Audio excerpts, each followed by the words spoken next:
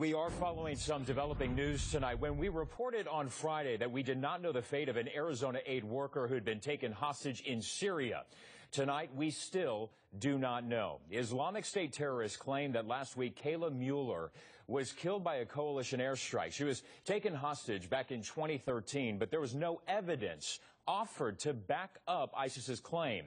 The U.S. State Department has not said much about her, and today was no different. I don't have any additional information to provide. We remain in close touch with her family. Out of respect, certainly for them, there's just not much more that I'm going to have to offer on it.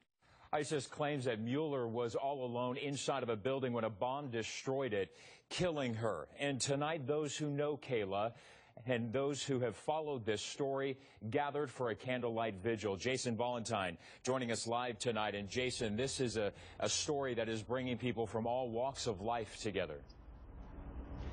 That's right, Brandon. Kayla Mueller and her family are proof that atrocities thousands of miles away really do impact our community. And tonight was a chance for ASU students to come together, offer their support for the Mueller family, but also to condemn the kind of extremism that the Muslim organizers of tonight's event say does not represent Islam as a whole. In every light, every language, the alone we worship and we ask for help. And every religion, about 50 ASU students soundly condemn the violence in Syria that terror group ISIS is committing. As an American Muslim, a Syrian, it's my job to stand out there and show America, just show the world that, you know, we fight against radicalism. Tonight, it's really just a human cause. ISIS is against everybody in the Middle East. It's against every, rational human in the world. The Muslim Liberty Project organized the vigil not only to honor the Jordanian pilot captured and executed in a gory video released by ISIS, but to pray for the safe return of Kayla Mueller, the Prescott native and humanitarian aid worker who was helping Syrian refugees in Aleppo when she was captured by ISIS a year and a half ago, and last week, according to ISIS, killed in a Jordanian airstrike. She's an American hero in my eyes. My own family is suffering in Syria right now for almost 5 years. So the fact that she's over there helping Syrian refugees and suffering Syrians is so heroic. Kayla Mueller's bio reads like a latter-day Mother Teresa. Following college, she did humanitarian work in India, Africa, and the Middle East.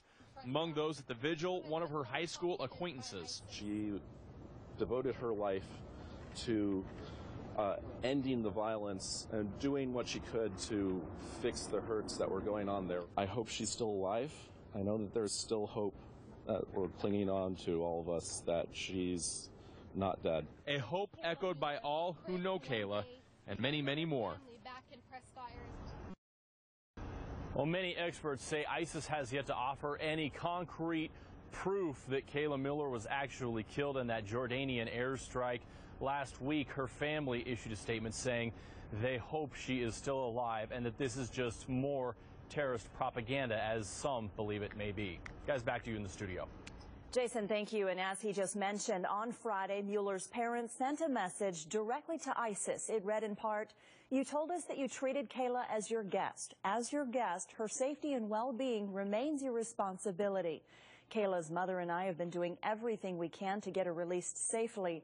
At this time, we ask you who are holding Kayla to contact us privately." Well, tonight, a family friend describes their mindset. It has been a living hell for the family, and it is today. But Kayla's out there. Kayla Mueller may be the last known American hostage right now, but there will likely be more. According to CNN, new intelligence shows ISIS militants around the Syrian city of Raqqa have been developing plans to kidnap more Western and international hostages in neighboring countries like Lebanon and Jordan. It's a very plausible scenario that ISIS could move to the refugee camps on the Turkish-Syrian border and the Jordanian-Syrian border and target and isolate a Western aid worker or even reporter and try to conduct a kidnapping and pull them into Syria. Coalition forces are continuing strikes against ISIS targets in Syria and Iraq. You can stick with 3TV and azfamily.com for continuing coverage of the Kayla Mueller story. You will find the latest information on air and online as